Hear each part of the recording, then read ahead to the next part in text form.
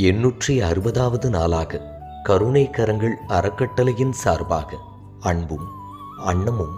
என்பதன் அடிப்படையில் திரு தங்கராஜ் திருமதி நதியா தம்பதியரின் அன்பு திருமகள்